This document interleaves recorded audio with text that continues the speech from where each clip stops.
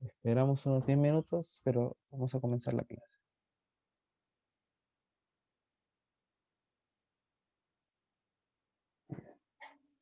Buenos días. Consulta, ¿han podido ver los vídeos de las clases?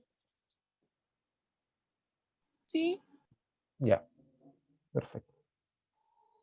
Nosotros acá tenemos que ver, aquí vimos los aspectos termodinámicos en la industria metalúrgica, cómo vamos del mineral al metal y de metal al mineral, cómo se corroe y se vuelve acetado sin tratamiento.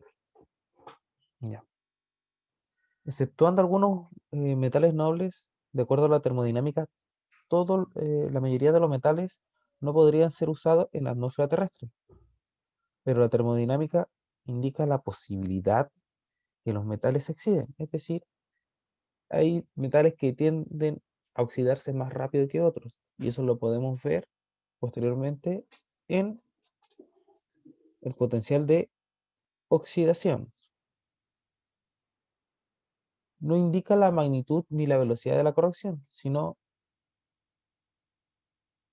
cuánto esto se puede ver dañado. Si los metales en un medio pueden ser dados o tener distintas velocidades de corrosión, bajas o altas, pero esto va a depender netamente del medio ambiente o de algún factor de la industria, químico o físico.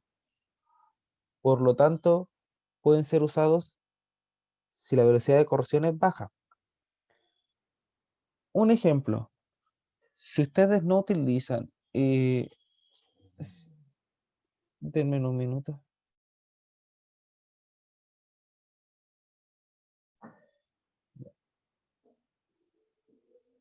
Ah, ay, somos.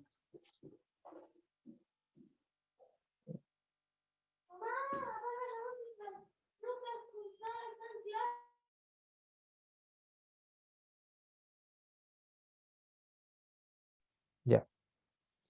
Ustedes han visto que entre uno más viva cerca de alguna costa, más rápido se oxida las rejas de afuera, que nos ponen en el antejardín, en la ventana. ¿Esto qué ocurre a factores medioambientales? Entre más grado de salinidad, si uno vive más cerca del mar, ¿ya? A factores industriales, por ejemplo, si uno vive cerca de una planta de tratamientos, va a desprender ciertos gases que van a hacer que o cambien más seguido las rejas que tienen afuera o que agreguen algún anticorrosivo que proteja la superficie, ¿ya? Es por eso, también lo mencioné anteriormente, que la minería gasta mucho dinero en que estos procesos metalúrgicos y estos procesos de oxidación no ocurran. Es decir, que estos metales se mantengan en una atmósfera libre de óxidos.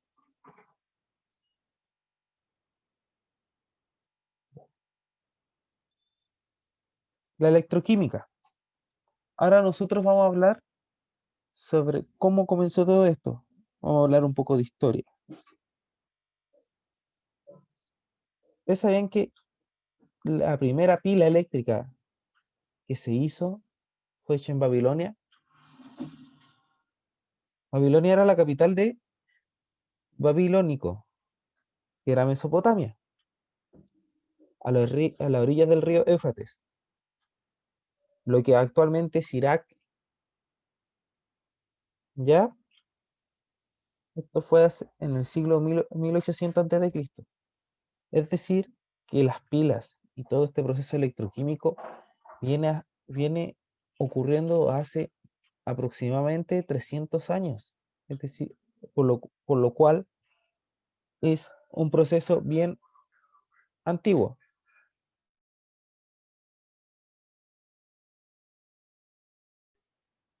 Ya.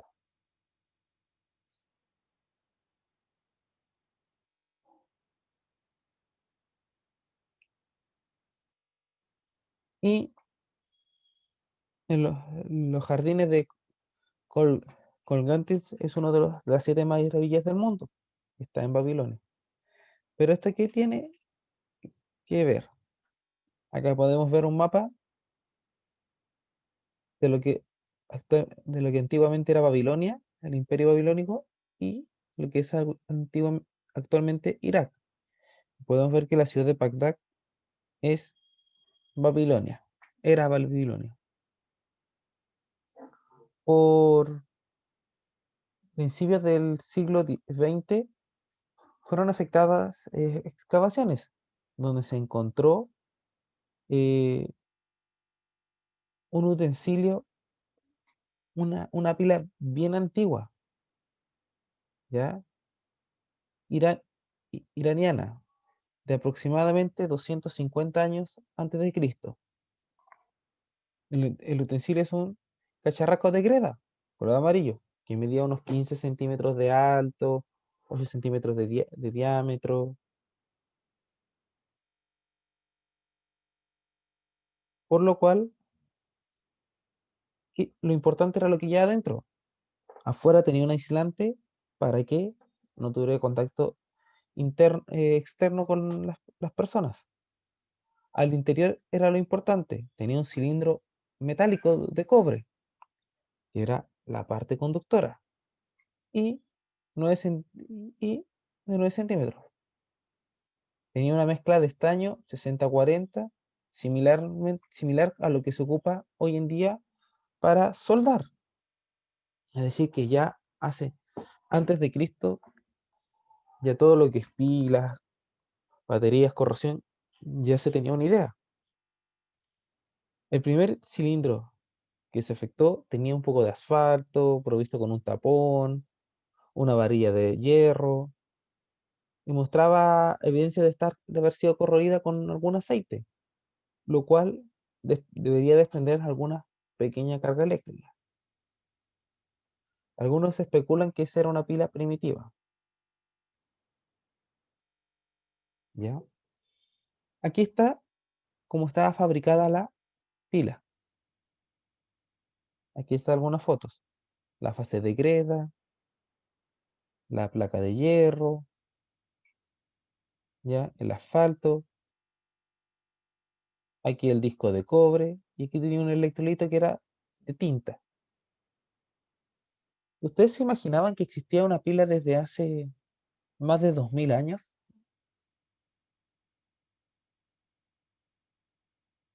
¿Ustedes habían escuchado de esta pila que ocurrió en Bagdad, la pila primitiva? Y ya en ese tiempo ya tenías algunos conocimientos de lo que era electroquímica. Acá podemos ver la barra de hierro y el cobre que ya está corroído.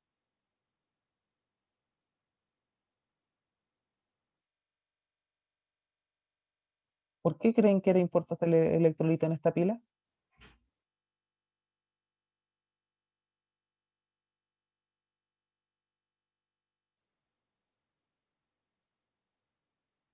Chicos, chicas, ¿a qué atribuyen que era la importancia de ese electrolito? ¿Que era una tinta?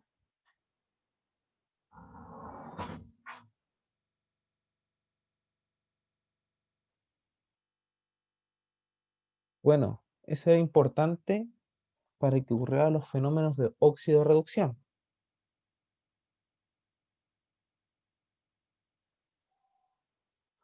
Hace unos años se propuso que podrían haberse utilizado para aplastando uvas, como electrolito o quizás vinagre. Y, y quisieron replicar a esta pila de Bagdad, dando un resultado de cerca de 0,87 volts. Es decir, que ya podían hacer pilas en ese tiempo de aproximadamente 1 volt. Y si conectamos varias en celdas en paralelo, podríamos darle la energía suficiente para mover ciertos objetos pequeños. Actualmente esa pila se encuentra en el Museo de Bagdad, con vasos de cobre, fina, capa, que fueron extraídos en la excavación y que fueron fechados por diferentes arqueólogos de 2000, antes de, al menos de 2500 años antes de Cristo, haciendo esta una leve incisión a lo que se descubrió, una pila azul, que es característica de los trabajos de electrólisis de cobre, es decir, que ya desprendía un poco de cobre esta pila en su superficie.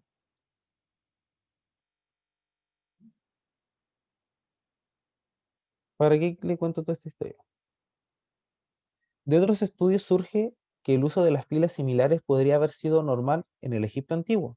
Es decir, que ya en el Egipto antiguo estos fenómenos de corrosión, de pilas, de tratamiento electrolítico, ya eran necesarios para la vida, al menos de la alta alcurnia, ¿ya?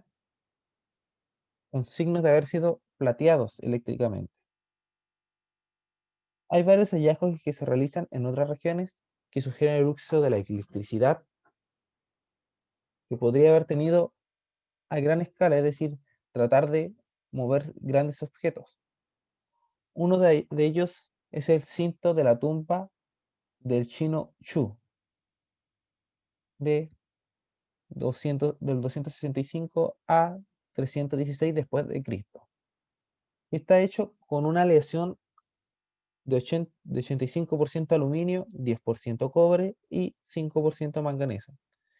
El único método viable para su producción de aluminio era a través de la bauxita, que es un proceso electrolítico realizado en que la alúmina, el mineral que existe, que se puede extraer del suelo, se ha disuelto en clorita fundida.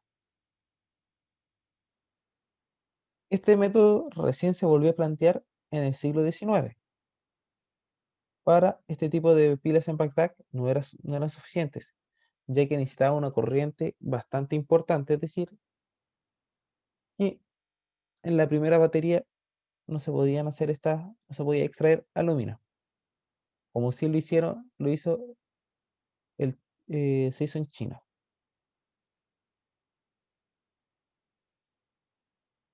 Acá vamos a ver la primera pila galvánica, la pila de Daniels, la que se trabaja y han trabajado bastantemente en todos estos años. Una celda galvánica, como resultado de las reacciones redox espontánea, genera energía eléctrica, ¿cierto? Por lo tanto, si nosotros agregamos un trozo de zinc metálico a una solución de iones de cobre 2 en una solución acuosa, espontáneamente va a generar una energía eléctrica y va a haber un proceso de óxido de reducción. Es decir, que el zinc metálico va a volverse zinc más 2 y el cobre en medio acuoso se va a convertir en cobre.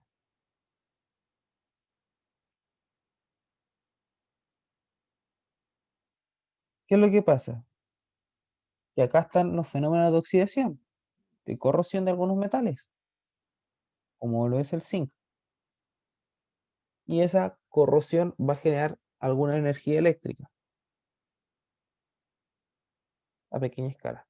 Acá podemos apreciar cómo la barra de zinc se va a corroer para liberar, para desprender zinc más 2 y así ir dañándose, fatigándose el material. Por lo que si nosotros trabajamos con una eh, aleación de zinc, nosotros tenemos que tener claramente que no se puede almacenar cobre. Por eso explico esto, porque nosotros dependiendo del metal o de la solución, el químico que nosotros tenemos que almacenar, tenemos que tener en consideración con qué metal va a ser una reacción de oxidorreducción, a qué metal va a corroer. Porque imaginen que quieren almacenar en una botella de zinc cobre, en un estanque. Se va a terminar corroyendo y vamos a tener accidentes, pérdidas económicas para la industria,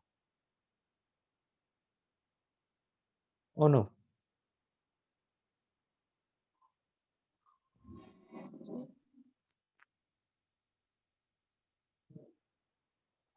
Aquí está la pila de Daniels y el porcentaje, el potencial eléctrico que va a generar, que va a ser de 1,1 volts, y el flujo de electrones. La pila formado por contacto eléctrico de diferentes metales, ¿qué va a hacer? Va a generar una corriente eléctrica y va a dañar. Por ejemplo, un metal con, con otro metal diferente de naturaleza de un medio conductor en una pila, como la cañería de cobre conectada a hierro o un material con impurezas metálicas, puede formar una micropila. ¿Qué es, qué es lo que quiere decir? Que el contacto con esas dos pilas, una se va a oxidar y la otra se va a, a reducir. Por eso también existe electrodo de sacrificio para que las cañerías se vaya oxidando un material primero y el otro se esté salvando. La magnitud de la corrosión va a depender del miedo y cuán activo o pasivo sean los metales de contacto.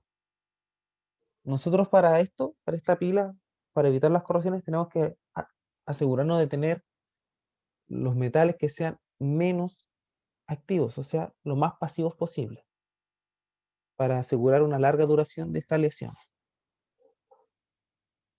Acá, por ejemplo, si tenemos un metal de cobre-hierro, que esto no va a servir para las cañerías, por ejemplo. ¿Por qué ustedes creen que esto no va a servir para las cañerías de las casas? ¿Por qué creen que yo les aseguro que se va a corroer si tenemos una aleación cobre-hierro? Por lo que se da, por lo que muestra la imagen.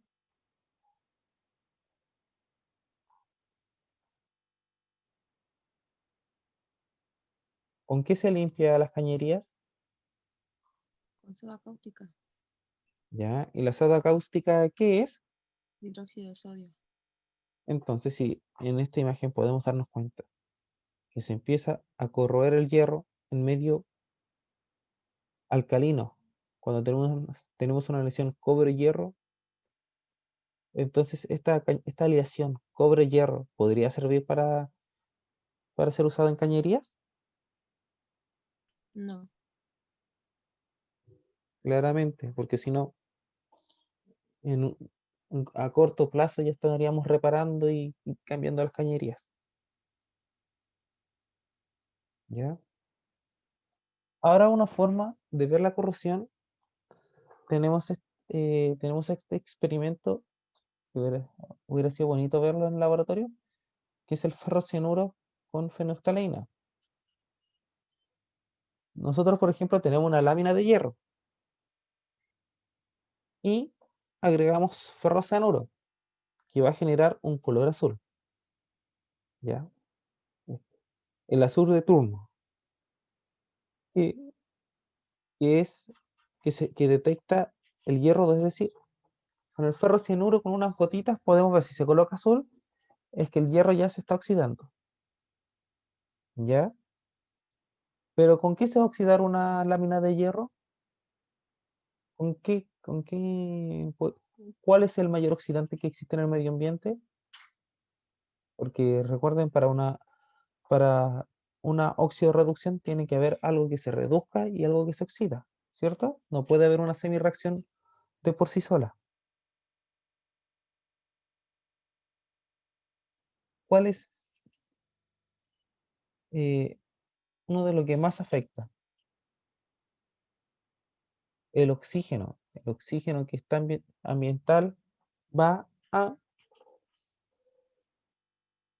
oxidar todos los metales que estén en nuestra casa, en nuestro trabajo, en todo lugar. Por lo tanto, nosotros vamos a ver que va a haber una reacción del hierro de oxidación y una reacción de reducción con el oxígeno. Nosotros tenemos la lámina de hierro, como expliqué. A ver.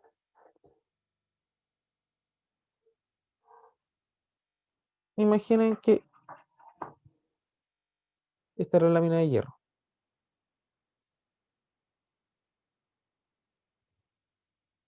Todo esto van a haber puntos que van a ser de color azul porque se va a estar oxidando el hierro. Y como el oxígeno va a estar en contacto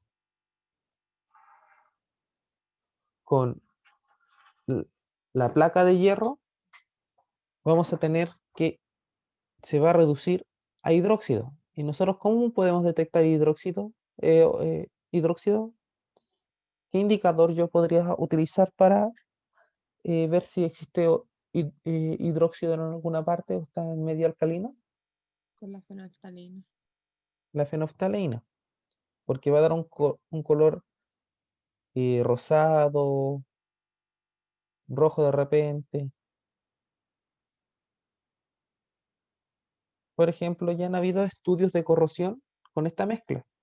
Acá hay una publicación un poco antigua de Eulich y Evans de 1926, que publicaron la experiencia de la gota de sal, es decir, añadieron una gota de sal de agua salada para ver el efecto que éste tenía en los metales, con diferente concentración de sal, con distintos tipos de sal, pero nos vamos a enfocar en la primera que es la corrosión electroquímica. ¿Ya? Este paper es bien interesante, podrías leerlo de repente. Pero ¿cómo lo hicieron? Agregaron una gota de 3% sal de cloruro de sodio. ¿Por qué cloruro de sodio? Porque es la sal más común y es la sal que más tiene el efecto medioambiental de estar, por ejemplo, cerca de una orilla. Y agregaron ferrocianuro y fenolftaleína sobre la superficie de, de acero de hierro, ¿ya? De una placa de acero de hierro. Y pudieron ver pequeños tonos azules y rosados que se extendían uniformemente sobre la superficie del metal. Más o menos una cosa así, ¿ya? ¿Por qué no se vio, por qué ustedes creen que no se vio un tono, una mezcla de azul con rosado de inmediato? ¿Por qué creen que en una parte predominó el azul y otra predominó el rosado?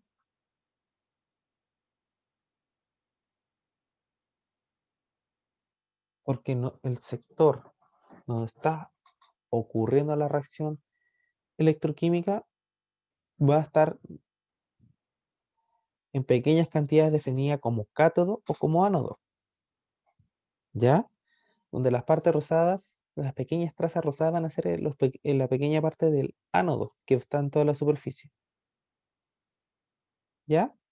Después de un tiempo se pudo ver este efecto, ¿ya?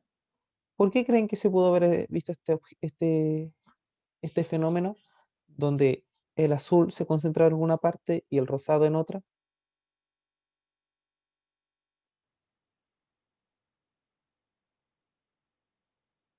Y que este proceso de gota de sal era lo que ocurría solamente la reacción con el oxígeno. La sal simplemente era el medio electrolítico. ¿Ustedes creen que sin la sal, la gota de agua salada, ustedes creen que hubiera ocurrido este proceso electroquímico o esta corrosión?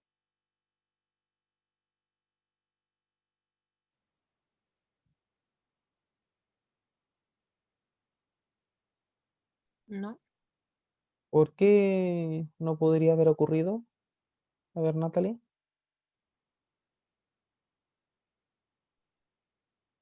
porque de cierta forma como que funcionan como que ahí se trasladan los electrones. Porque necesita un electrolito soporte, porque si hay, por ejemplo, si hay una carga positiva acá, no puede quedar positivo todo el rato, tiene que haber un electrolito que lo compense.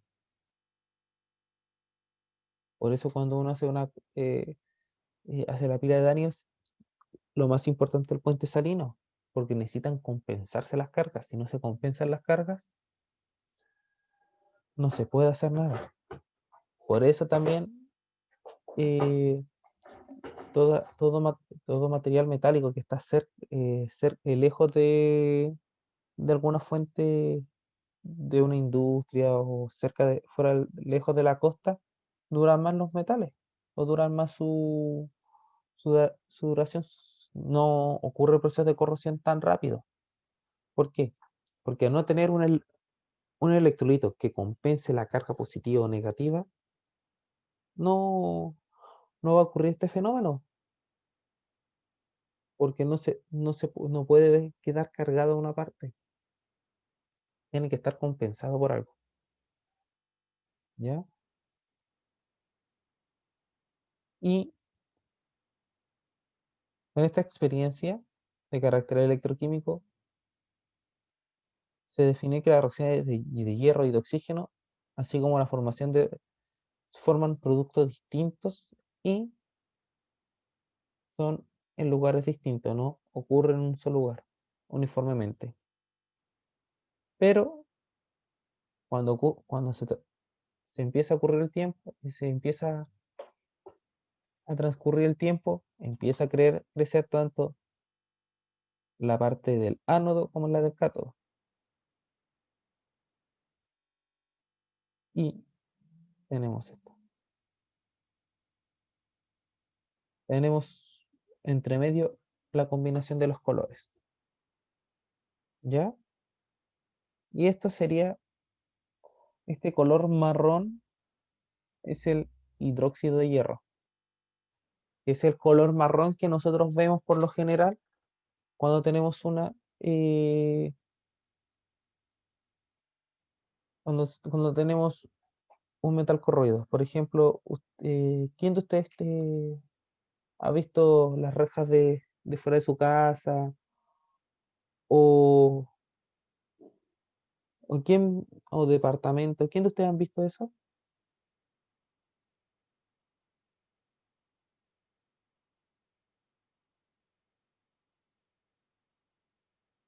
Ya. Y todos dicen que ese es óxido de hierro. Sí, pero antes de formarse el óxido de hierro, se tiene que formar este hidróxido, que puede estar en presencia de hierro 2 o hierro 3. Si se oxida el hierro 2, o no. ¿Ya? Ahora, esta f- eh, ahora vamos a ver una pila formada por dos metales idénticos. Un metal puro que puede ser desde un tiempo que puede estar formado en la superficie de oxidación, que también origina por la pila de un medio conductor en regiones activos y pasivas. Posteriormente en el curso nosotros vamos a ver los diagramas que vamos a poder observar en qué pH, en qué potencial eléctrico las regiones son activo, pasivas, ¿ya? De algún metal. Acá hay un metal de trabajo conocido como la pila. Un mismo metal que se encuentra en contacto con una solución a diferente concentración se constituye como una pila eléctrica, es decir, si están distintas concentraciones el mismo metal, es es una pila eléctrica llamada pila de concentración. Y puede ser una pila de concentración salina, una concentración de cobre expuesto con metal de cobre, ¿ya? O una concentración diluida de contacto de cobre y a una... no. Esto va a pasar si tenemos una pila que tiene cobre como cátodo y cobre como ánodo. ¿Cómo lo vamos a diferenciar? En una parte tiene que haber una concentración más concentrada que la otra, una concentración concentrada y otra diluida, del mismo electrolito, ya que para que esta pila funcione tiene que ocurrir un equilibrio químico, un equilibrio eléctrico, ¿ya? Donde van a tender a que la concentración de las soluciones de sulfato de cobre lleguen a la misma concentración. ¿Cómo yo cómo yo puedo llegar a un equilibrio de concentración si tengo dos vasos aparte, dos vasos precipitados diferentes, como se hace la pila de Daniels? ¿Con un puente? Sí, con un puente salino y va a haber un flujo de corriente eléctrica. Este flujo de corriente eléctrica va a oxidar o va a reducir el cobre hasta que lleguen a una concentración igualitaria, es decir, que esta pila va a tener un tiempo de vida útil, ¿ya? Que va a depender de la temperatura, va a depender de cuán diferente sea la concentración y de nuestro puente salino. Acá, por ejemplo, podemos ver este tipo de pila, ¿ya? Y el mismo metal funciona como cátodo, tanto como cátodo como para ánodo, donde el sulfato de cobre diluido, ¿qué va a pasar? El cobre se va a oxidar, va de cobre metálico a cobre más 2.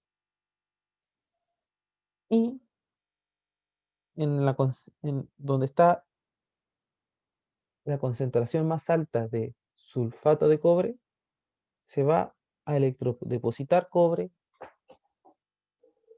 sobre la superficie hasta que lleguen a un contacto, a un equilibrio de concentración.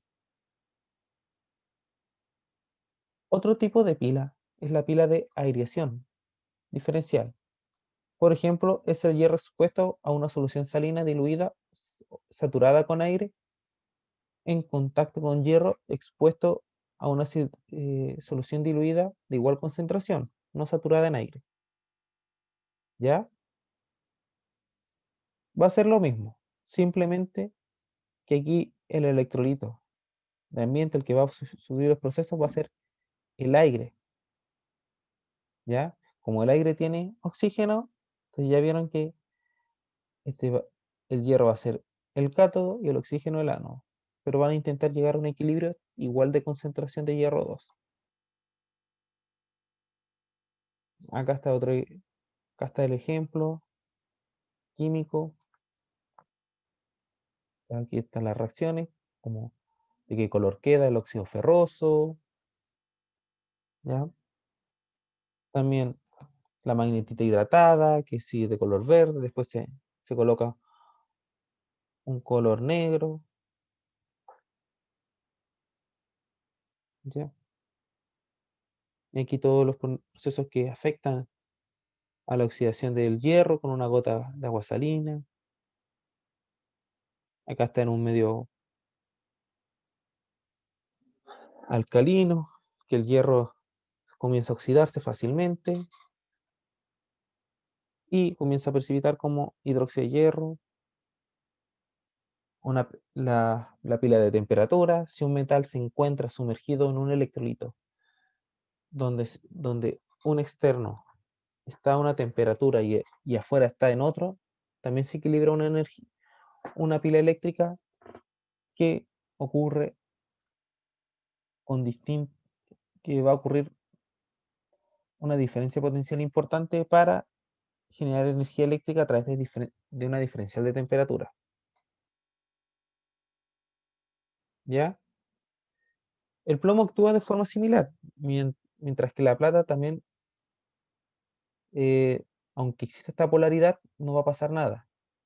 El hierro sumergido a una solución diluida, aireada, caliente, es el ánodo, mientras que, mientras que la parte de cátodo va a ser el hierro a una temperatura mucho más baja. Y va a depender del tiempo de aireación, es decir, la cantidad de aire, la cantidad de oxígeno que va a afectar en la polaridad. A ver si se invierte o no, cuando llegue a cierta temperatura. Ya chicos, este fue el final de la primera unidad. Yo el día jueves les voy a dar una tarea que va a ser la primera tarea con nota. Recuerden que va a haber una nota, un ejercicio o una actividad por cada unidad.